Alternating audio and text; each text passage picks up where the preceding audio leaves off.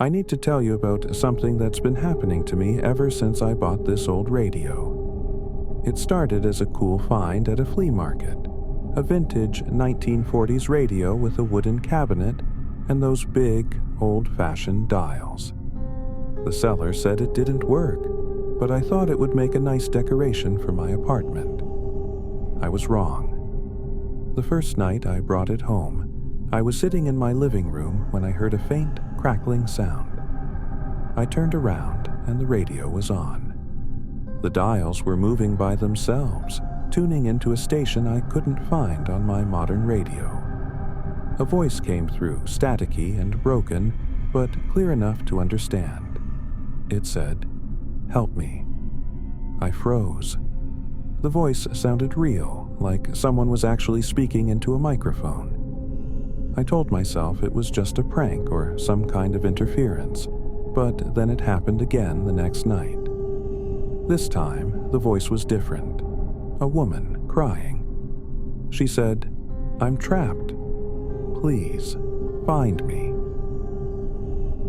I started researching the radio, trying to figure out if it was some kind of hoax or malfunction.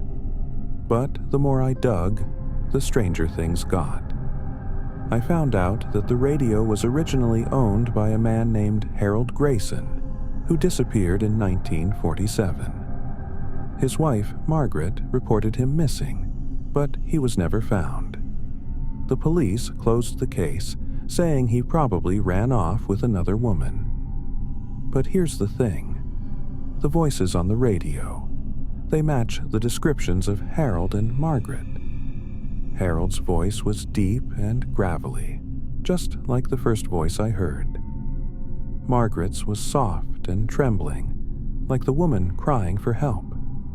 Last night, things took a turn for the worse. The radio turned on by itself again, but this time, it wasn't just one voice.